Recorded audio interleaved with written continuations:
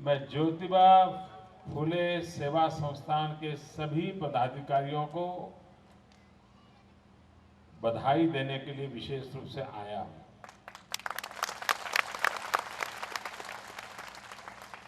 उनका अभिनंदन करने के लिए आया हूं।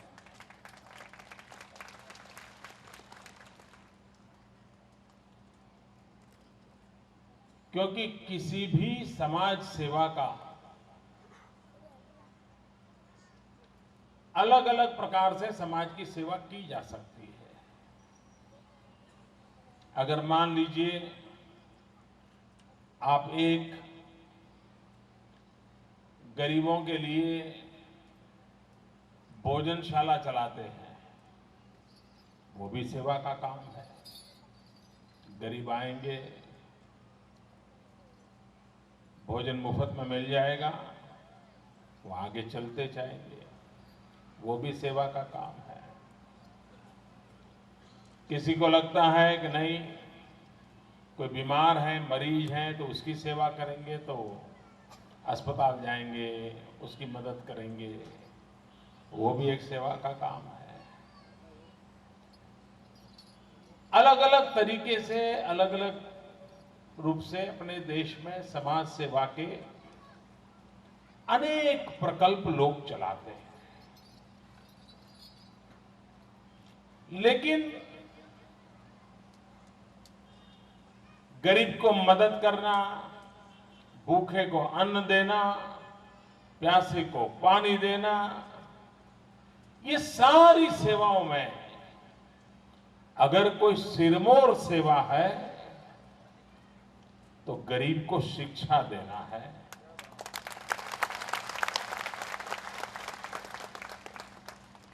क्योंकि अगर एक बार वो शिक्षित हुआ तो फिर उसको किसी धर्मशाला में जाकर के मुफ्त में भोजन मिल रहा है, वो खाने की जरूरत नहीं पड़ेगी।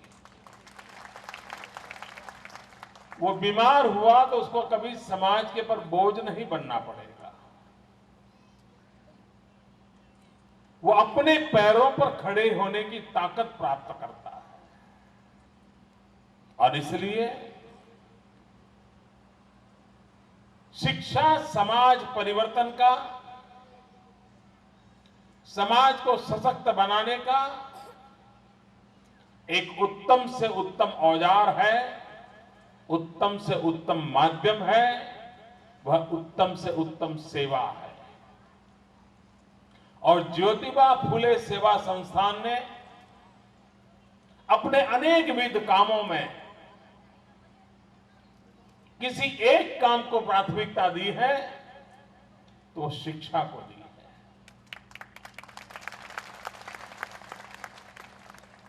ज्योतिबा फुले 200 वर्ष पूर्व हो गए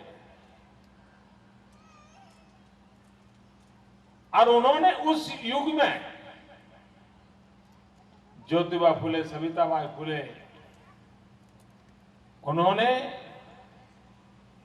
दलितों, पीड़ितों, शोषितों, उनके बीच एक जागृति का अभियान चलाया। अंग्रेज सल्तनत थी, अंग्रेजों की इच्छा के विरुद्ध समाज में काम करना कठिन था। लेकिन ऐसे समय में भी दलितों, पीड़ितों, शोषितों को संगठित करना, शिक्षित करना, ये महान कार्य ज्योतिबा के द्वारा हुआ। और बाद में बाबा साहब आंबेडकर हो या महात्मा गांधी हो, इस देश के हर महापुरुष ने ये सदा कहा है कि हमें समाज सेवा करने की प्रेरणा ज्योतिबा फुले से मिली थी। इतना बड़ा योगदान और उनकी अपनी भर जवानी में उन्होंने ज्योतिबा ने काम शुरू किया था, समाज के लिए समर्पित थे। और जब 1857 का स्वतंत्र संग्राम हुआ देश में, तब उन्होंने ये जो नींव डाली थी, उस नींव ने महाराष्ट्र की धरती पर एक नए शौर्य के दर्शन कराए थे, नई शक्ति के दर्शन कराए। उनसे प्रेरणा लेकर के आज पूरे देश का माली समाज अपनी नई पीढ़ी को तैयार करने का संकल्प करे, तब शिक्षा उसकी सबसे सर्वोपरि व्यवस्था होती है। मुझे खुशी हुई जब अनिल भाई आए थे, बता रहे थे, और आज भी यहां मुख्य रूप से विद्यार्थियों को सम्मानित करने का कार्यक्रम है। लेकिन मैं आपसे प्रार्थना करता हूं, जिस समाज में ज्योतिबा फुले पैदा हुए हो, जिस देश में ज्योतिबा फुले पैदा हुए हो, 200 साल पहले सविताबाई जैसी मां समाज जागरण के अंदर उस समय भी मैदान में ज्योतिबा के साथ रहती हो, क्या उस समाज में, उस देश में आज भी महिलाओं को, माताओं को, बहनों को लिखाना, पढ़ाना, शिक्षित करना, ये हमारी प्राथमिकता है क्या? यहां बहुत सी यदि माताएं बैठी होगी, अगर मैं पूछूंगा कि आपकी कोई पढ़ाई हुई है, बहुत सारी माताएं हाथ ऊपर करेगी, नहीं, हमें वो सौभाग्य नहीं मिला। उनको शर्मिंदगी महसूस होगी। क्या हम चाहते हैं कि आज जो हमारे बच्चियां हैं वे अशिक्षित रहें?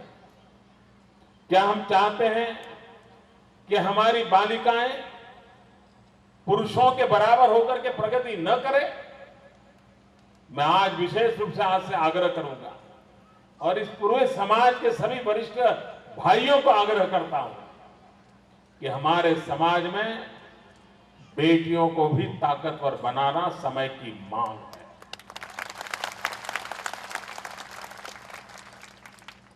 उनको शिक्षित करना समय की मांग है। अगर समाज में सिर्फ लड़कों को ही आगे बढ़ाएंगे तो जो असंतुलन पैदा होगा वो 50-100 साल के बाद समाज की प्रगति के लिए कठिनाई बन जाएगा। और इसलिए ये आवश्यक होता है कि सम्यक रूप से साथ लेकर के चलना। गुजरात सरकार ज्योतिबा फुले की स्मृति में आज भी समाज सेवा में रत लोगों को अनेक अवार्ड देती है, विशेष सिद्धियां प्राप्त करने वालों को अनेक अवार्ड देती है। 50-50 हजार, 25-25 हजार रुपया के इनाम आज गुजरात सरकार ज्योतिबा के नाम में और सविता माई के नाम पर आज गुजरात के नौजवानों को देता है, क्योंकि ऐसे महापुरुषों ने जो काम किया है उस काम से सदा सर्वदा नई पीढ़ी को प्रेरणा मिले, उस दिशा में हम काम कर रहे हैं। भाइयों बहनों, समाज जीवन की समस्याओं का अगर समाधान करना है तो विकास एक ही मार्ग है।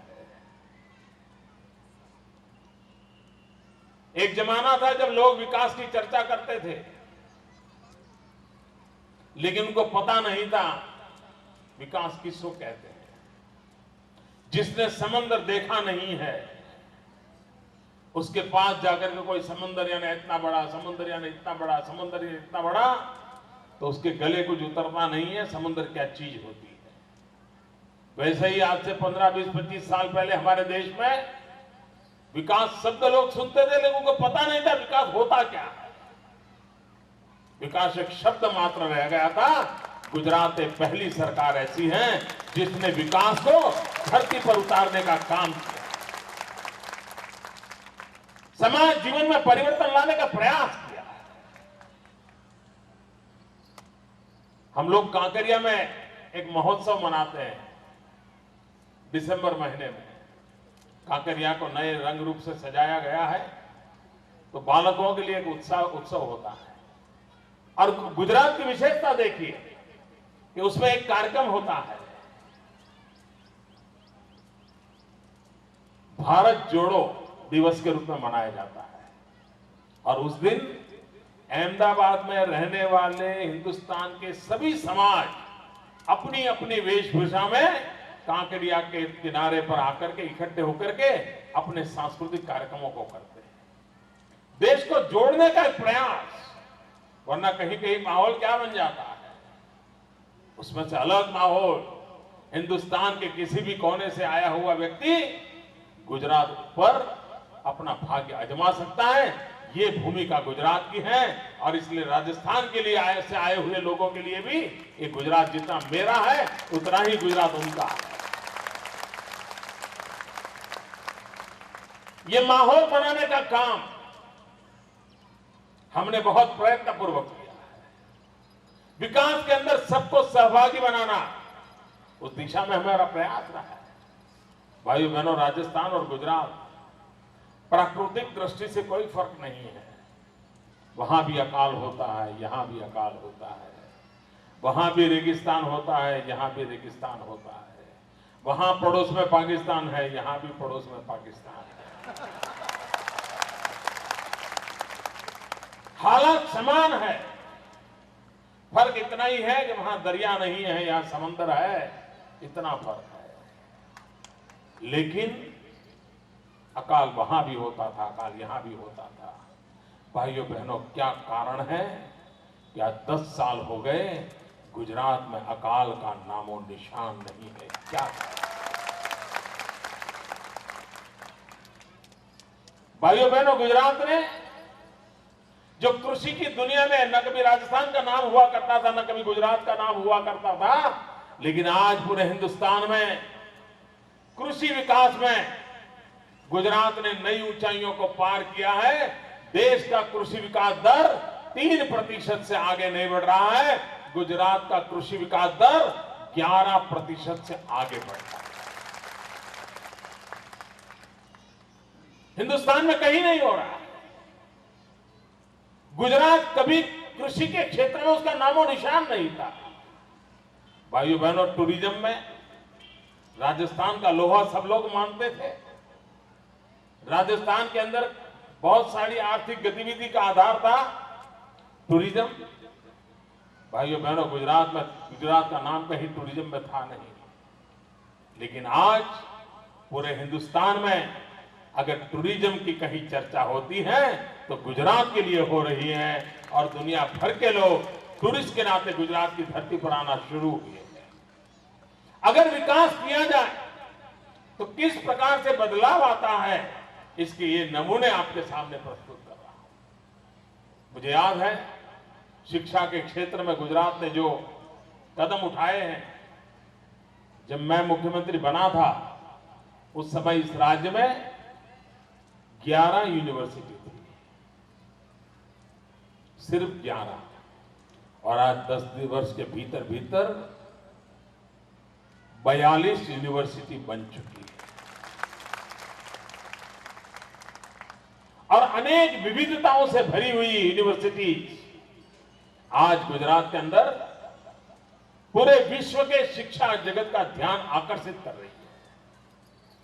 दुनिया की नामांकित यूनिवर्सिटीज के लोग आज गुजरात से साथ मिलकर के गुजरात की प्रगति की यात्रा में जुड़ने के लिए लालायित हो रहे हैं। शिक्षा क्षेत्र में एक काम गुजरात ने करके दिखाया है।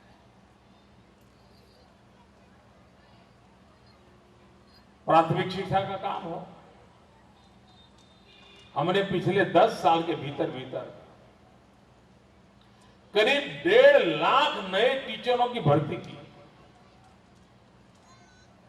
और कोई बच्चा ऐसा ना हो कि जिसके लिए विद्यालय ना हो, जिसके लिए कोई शिक्षक ना हो। यह स्थिति पैदा करने का काम आज गुजरात ने सफलतापूर्वक किया। गरीब से गरीब का बच्चा भी स्कूल जाए, इसकी चिंता आज गुजरात ने की है। भाइयों बहनों, विकास की जड़ों में शिक्षा का बहुत बड़ा महत्व है और समाज जीवन को सशक्त बनाने के लिए सरकारों का प्रथम कर्तव्य रहता है विकास। और गुजरात ने विकास की नई ऊंचाइयों को पार किया है। अगर रास्ते बनते हैं अच्छे तो गरीब भी उस पर जा सकता है, अमीर भी जा सकता है। अगर कुआं खोदा जाता है तो पानी अमीर को भी मिलता है, पानी गरीब को भी मिलता है। अगर पानी पहुंचाया जाता है नर्मदा के कैनाल से तो पानी अमीर के भी काम आता है, गरीब के भी काम आता है, विकास का लाभ सबको मिलता है। भाइयों बहनों, हिंदुस्तान में अनेक राज्य ऐसे हैं जिनके बीच पानी के कारण झगड़े चल रहे हैं। नदी अगर एक राज्य से दूसरे राज्य की ओर जाती है तो एक राज्य कहता है इस पानी पर मेरा अधिकार है, दूसरा राज्य कहता है पानी पर मेरा अधिकार है।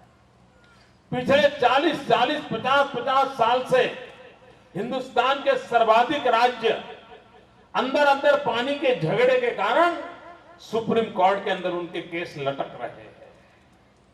लेकिन ये गुजरात की विशेषता देखिए, हमने सरदार सरोवर डैम बनाया और सरदार सरोवर डैम बना करके कैनाल का काम पूरा किया और हमारे कच्छ को तो अभी पानी पहुंचना बाकी है कैनाल से, लेकिन हमने राजस्थान को पानी देने में एक दिन विलंब नहीं किया। और मुझे स्मरण है जिस समय नर्मदा का पानी राजस्थान को मिला तो श्रीमान भैरव सिंह जी शेखावत और श्रीमान जसवंत सिंह जी, वो दोनों ने मुझे अलग से फोन किया था और फोन करके कहा था कि नरेंद्र भाई, आपको अंदाज नहीं होगा कि आपने पानी देकर के कितना बड़ा काम किया है। ये राजस्थान कभी भी एक कर्ज को भूलेगा नहीं, आप विश्वास कीजिए। ये शब्द उन दोनों महानुभावों ने मुझे किए और तब मैंने कहा था ये नरेंद्र मोदी के साथ संबंध नहीं है, ये गुजरात की जनता को बधाई दीजिए, आप राजस्थान की जनता को बधाई दीजिए और दोनों जनताएं मिलकर के ये पूरे पश्चिमी इलाके को हरा भरा बनाए और भारत मां सुजलाम सुफलाम बने। ये जो सपना देखा है उस सपने को पूरा करने के लिए राजस्थान और गुजरात की मिट्टी काम आए, ये आशीर्वाद दीजिए, ऐसा मैंने उनसे कहा था।